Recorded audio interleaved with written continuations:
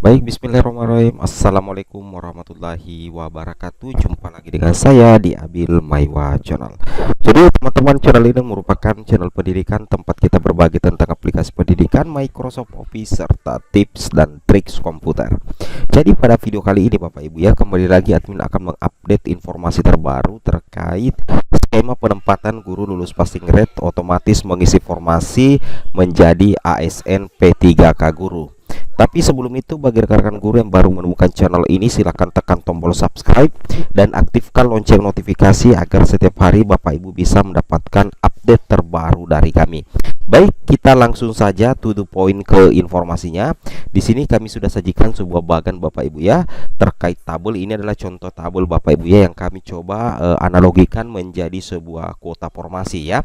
Jadi Bapak Ibu diperhatikan di sini bahwasanya berdasarkan timeline ya, bahwasanya untuk pengangkatan guru lolos passing rate itu masih berdasarkan timeline yang lama, yaitu antara bulan Juli sampai bulan Agustus itu ada pengangkatan 193.954 guru lulus PG 2021. Ini berdasarkan timeline yang pernah dibahas oleh Kemendikbud ya. Di sini juga ini ada daftarnya 193.954 guru lulus passing grade seleksi ASN P3K 2021. Nah, kemudian ketika Bapak Ibu nantinya diseleksi P3K 2021 tidak mendapatkan formasi, ini peserta yang tidak dapat formasi itu ada dua opsi yang diberikan Bapak Ibu ya. Yang pertama itu ditawarkan ke Pemda yang lain, dan yang kedua adalah masuk cloud atau keranjang. Nah, ketika ditawarkan ke Pemda yang lain, maka harus ada konfirmasi Pemda yang dituju mau menerima atau tidak, seperti itu ya. Kemudian apabila Bapak Ibu masuk cloud atau keranjang, maka Bapak Ibu akan mengisi formasi di seleksi selanjutnya, seperti itu ya. Nah, kembali ke tema utama kita Bapak Ibu ya. Di sini kami menyajikan sebuah materi singkat ya. Singkat tapi padat tentunya ya. Bapak Ibu di sini perhatikan bahwasanya di sini ada beberapa mapel ya. Misalkan ini kami buatkan tabel ya. Misalkan mapel bahasa Inggris itu dalam satu instansi ya, formasi yang tersedia itu ada 5. Kemudian di sini jumlah guru lolos passing grade-nya itu ada 10 ya. Nah, di sini ada 10. Jadi kalau kita perhatikan di sini, prioritas satu yang akan mendapatkan formasi itu ada 5 ya. Jadi ada 5 yang mendapatkan formasi, sedangkan prioritas satu yang belum mendapatkan formasi itu juga ada 5. Nah, kemudian yang formasi yang lanjut ke observasi itu secara otomatis tidak ada ya. Jadi untuk apa namanya, eh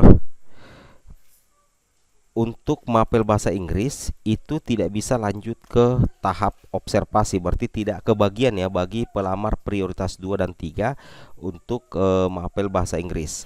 Kemudian di sini kita langkai dulu yang BK ini, nanti kita berikan contoh. Di sini kita ke mapel matematika. Di sini kebetulan yang kami buatkan formasi untuk mapel matematika itu ada 10 ya. Ada 10. Kemudian kebetulan jumlah lulus PG-nya itu ada 12 Bapak Ibu ya, ada 12. Nah, ini aman ya karena jumlah formasinya juga besar ya. Kemudian jadi kalau kita perhatikan, prioritas satu yang mendapatkan formasi itu ada 10, sedangkan yang belum dapat formasi ada 2. Nah, sisa formasi apakah masih tersedia untuk lanjut observasi? Ternyata tidak ada juga Bapak Ibu ya, karena jumlah PG-nya lebih banyak daripada jumlah formasi, sehingga tersisa 2 pelamar prioritas yang terpaksa masuk cloud untuk sementara waktu ya, untuk mapel matematika. Ini kita berhitung per mapel ya. Nah, kebetulan kalau kita perhatikan di sini total formasinya itu ada 66 ya di Pemda ya, di Pemda ini. Anggaplah Pemda Sukamaju ya, kita karang-karang saja. Kemudian jumlah PG-nya 60. Ya, jadi secara otomatis kalau kita perhatikan jumlah formasi lebih banyak dari jumlah PG. Ternyata bukan menjadi jaminan bakal diangkat semua, karena tentunya itu tetap akan mempertimbangkan eh, mapel tertentu ya, seperti itu Bapak Ibu ya. Itu mempertimbangkan adanya mapel tertentu. Nah, kemudian di sini kita bisa perhatikan lagi bahwasanya di database yang kedua kami tampilkan di sini Bapak Ibu ya. Ada sebuah data seperti ini, Bapak Ibu perhatikan dengan baik ya. Nah, Di sini ada 5 nama ya. Nama Andi, kemudian Kasman, kemudian Budi, kemudian ada nama atas nama Andar dan atas nama Karman.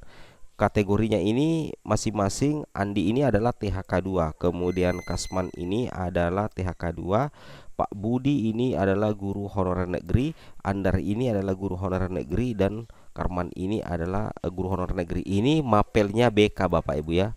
Ini mapelnya BK di instansi ini. Berarti kita perhatikan dulu ya. Kita cek dulu di tabel yang pertama tadi berapa kira-kira apa namanya, untuk BK itu formasinya 10 ya, jumlah PG-nya 5. Berarti prioritas 1 yang dapat formasi ada 5, sedangkan ada sisa formasi yang lanjut ke observasi yang bisa diperebutkan oleh pelamar prioritas 2. Tentunya seperti itu ya, pelamar prioritas 2 dan 3. Nah, ini mapel formasinya 10, jumlah PG-nya 5. Nah, kita perhatikan ya. Nah, jadi di sini kita tuliskan dulu kuota formasi BK itu ada 10 ya, ada 10, sedangkan guru PG-nya ini ada 5 ya. Oke, guru PG-nya ini 5. Kalau kita perhatikan di sini, karena kebetulan di sini guru PG-nya ada 5, masing-masing ini sudah tidak melihat perengkingan lagi Bapak Ibu ya. Ini sudah tidak melihat perengkingan lagi. Kenapa? Karena guru PG-nya ini hanya 5 ya, hanya 5, sedangkan kuota formasi yang ada di instansi ini ada 10 ya. Ada 10. Jadi secara otomatis kelima guru honorer yang lolos PG ini otomatis dipastikan akan diangkat menjadi ASN ya. Jadi ini posisinya sangat aman ya. Ini sangat aman karena di Pemdanya sendiri sangat membutuhkan mapel BK ya. Mapel BK yaitu ada 10, sedangkan guru PG yang tersisa itu cuma 5. Jadi secara otomatis kelima guru ini otomatis akan diangkat menjadi ASN P3K, sedangkan yang 5 sisa formasi ini nantinya itu akan otomatis masuk ke tahap yang kedua ya.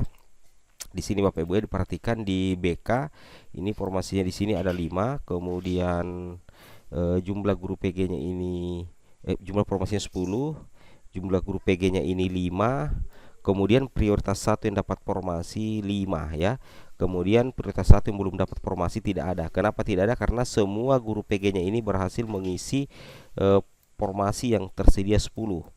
Sehingga yang lanjut observasi di sini ada 5 ya. Jadi ada 5 sisa formasi BK. Ini bisa diperebutkan pelamar prioritas 2 dan 3 nantinya di seleksi P3K 2022. Ini posisinya aman sekali ya, karena formasinya lebih banyak daripada jumlah PG, dan memang formasinya sangat dibutuhkan di instansi tersebut. Nah, jadi kalau posisi Bapak Ibu seperti ini ya, seperti posisinya guru BK, maka dipastikan ya, dipastikan Bapak Ibu itu akan lolos menjadi ASN P3K di tahun 2022 dan berhak untuk mendapatkan secara otomatis penempatan.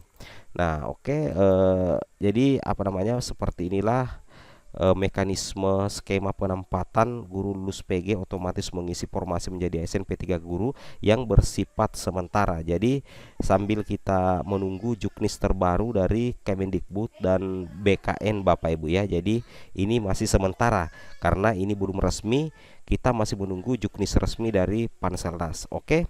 Jadi yang resmi itu datangnya dari Panselnas. Oke, mungkin cukup sampai di sini informasinya. Assalamualaikum warahmatullahi wabarakatuh.